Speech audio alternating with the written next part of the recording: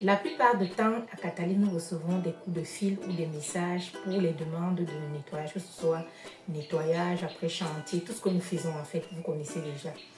Alors, je vais te raconter une petite histoire. Voilà qu'un jour, en me rendant dans un chantier avec mon chef chantier, il fallait que j'aille faire la visite d'un grand chantier qu'un client potentiel voulait me donner. Alors, je me rends dans ce chantier et pendant que j'y suis, je reçois un coup de fil d'une dame qui a besoin d'un nettoyage urgent de son domicile parce que, dit-elle, elle s'est déplacée et elle est revenue de son voyage. Elle a trouvé son domicile dans un état sans dessus, sans dessous. Alors, la première question que je lui ai posée déjà au téléphone, c'est de savoir si elle veut juste un nettoyage ou alors elle veut un nettoyage et un rangement. Elle m'a dit, vraiment, madame, je veux tout ce qui est possible pour rendre ma maison à l'état. Si vous pouvez venir maintenant, vraiment, ça me ferait plaisir. Mais malheureusement, on était sur un chantier. Je lui ai dit, non, nous ne pouvons pas nous déplacer maintenant. Nous pourrons vous prendre demain parce que c'est au moins quelques heures de travail, ce genre de sollicitation. Je lui ai demandé de m'envoyer les vidéos pour que je voie l'état de la maison et pour que je lui fasse une facture. Alors, dans cette vidéo, je vais te parler de quoi? Je vais te parler des 4 clés pour que tu puisses nettoyer une maison habitée.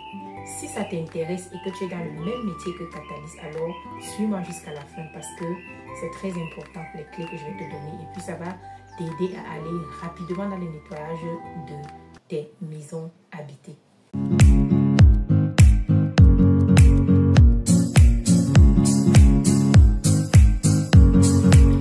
Bonjour et bienvenue à Parlons de nettoyage. Si tu viens d'arriver sur cette chaîne, je suis Liliane Ekouti. Je gère une entreprise de nettoyage qui s'appelle Catalys, comme c'est écrit là derrière moi. Et qu'est-ce que nous faisons dans notre entreprise? Nous offrons tous les types de nettoyage que nous avons essayé de cibler dans notre pays. Nous allons du nettoyage de textiles jusqu'au nettoyage des après-chantiers et des domiciles.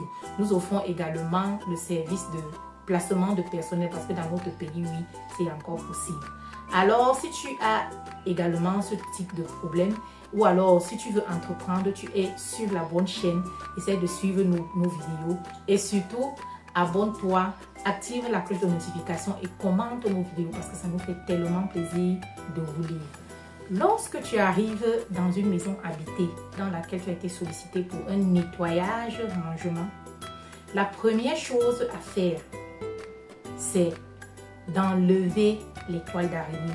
Oui, il faut enlever les toiles d'araignée sur les rebords des murs, sur les murs et même à l'extérieur. Parce que souvent nous avons tendance à oublier parce qu'il y a des maisons où vous entrez, vous avez l'impression qu'il n'y a pas de toiles d'araignée.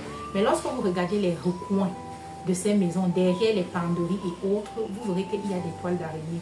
Parfois, des toiles d'araignée se forment également à l'extérieur de la maison. Je parle de nos maisons africaines parce que je suis au Cameroun. Alors, vous commencez déjà à contrôler les toiles d'araignée et à les enlever. Et en enlevant ces toiles d'araignée sur les rebords de murs, vous allez faire le travail du haut vers le bas. Retenez déjà que lorsqu'on fait un nettoyage, on commence toujours par le haut en descendant. Et puis, on va du plus sale au plus propre. Donc, première chose, débarrasse-toi de toutes les toiles d'araignée qui se retrouvent dans cette maison jusqu'au moindre coin.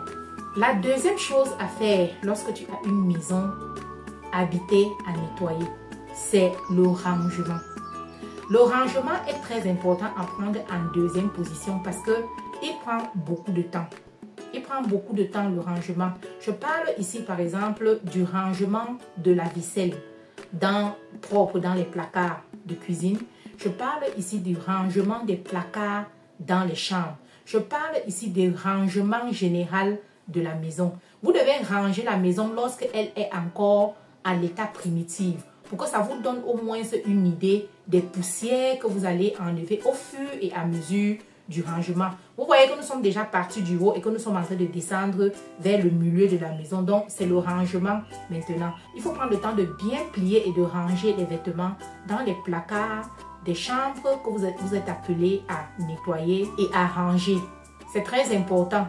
Et à cet effet, nous avons un module dans notre formation qui parle par exemple de la prise en main des placards. Nous avons des méthodes de rangement et des méthodes de pliage des habits que nous avons développées et que nous pouvons vous montrer dans un module si vous choisissez la formation que nous offrons. N'hésitez pas à entrer dans la description de nos vidéos pour aller réserver vos appels découvertes, ou alors si vous voulez un appel stratégique avec moi, vous pouvez m'appeler via le numéro qui va s'afficher ici quelque part. Vous tomberez directement sur moi et puis je vous entretiendrai sur ce que vous voulez exactement. Alors, j'étais en train de parler de quoi? J'étais en train de parler du rangement qui est très important. N'oubliez pas de prendre la peine de prendre le temps de ranger les vêtements, de ranger la vaisselle. La vaisselle que vous devez ranger dans les placards devrait déjà être une vaisselle propre. Les placards devraient déjà être préalablement nettoyés, dépoussiérés, et même les penderies des enfants pareillement. Tout ce que vous aurez à ranger devrait déjà être dépoussiéré. Est-ce que vous comprenez un peu? La troisième chose à nettoyer dans une maison, ce sont les toilettes. Les toilettes, il faut les nettoyer avant le sol. Pourquoi? Les nettoyer sont des endroits, vous savez, qui sont humides, qui renferment des bactéries, où il y a vraiment beaucoup de saleté, même invisible à l'œil nu. Alors, il faudrait que vous preniez le temps de nettoyer ces toilettes de fond en comble. Même si c'est pour un nettoyage basique, c'est-à-dire que le client ne veut pas un nettoyage professionnel où vous allez jusqu'aux plaintes et jusqu'au point de contact et autres. Prenez le temps de nettoyer bien les carreaux, de recurer ces carreaux, de nettoyer toutes les cuvettes que vous allez trouver, les bols de chauffe-eau et tout ce que se trouve dans les toilettes, parce que ce n'est pas un endroit où il faut négliger quelque chose. Les bactéries se déposent partout là-bas parce que c'est humide. La quatrième chose et la dernière justement à nettoyer dans une maison habitée, c'est le sol. Vous savez pourquoi est-ce qu'on met le sol à la dernière position? Parce que pendant que vous avez commencé la première, la deuxième et la troisième étape de nettoyage, vous êtes en train de marcher sur le sol, vous voyez. Vous salissez le sol, vous revenez sur des mêmes endroits et autres. Or, si vous avez déjà nettoyé le sol à la première étape, vous serez encore en train de nettoyer à la dernière étape. Donc, il est important qu'après avoir déversé toutes les saletés que vous avez prises du haut vers le bas, que ce soit le sol donc qui les accueille, ce serait très normal que le sol soit nettoyé en dernière position. Prenez le temps de nettoyer et de parcourir toutes les étapes du nettoyage de sol, que ce soit un nettoyage basique ou un nettoyage professionnel. Prenez le temps de bien nettoyer le sol parce que c'est ça justement qui va apporter une finesse à votre travail, un rendu impeccable à tous les nettoyages que vous avez fait, à tous les rangements que vous avez fait. Si tu es arrivé au niveau de cette vidéo, ça veut dire que tu as aimé et que tu as vraiment suivi les étapes. Je t'exhorte à les mettre en pratique dans ta société de nettoyage. Et également, il faut t'abonner à cette chaîne pour nous suivre. Active surtout la cloche de notification pour ne rien manquer. Et comme j'aime le dire, laissez-nous de nombreux messages. Peut-être dans vos messages, vous pouvez par exemple vouloir que nous développions un sujet à votre aise. Nous le ferons volontiers. Peace out.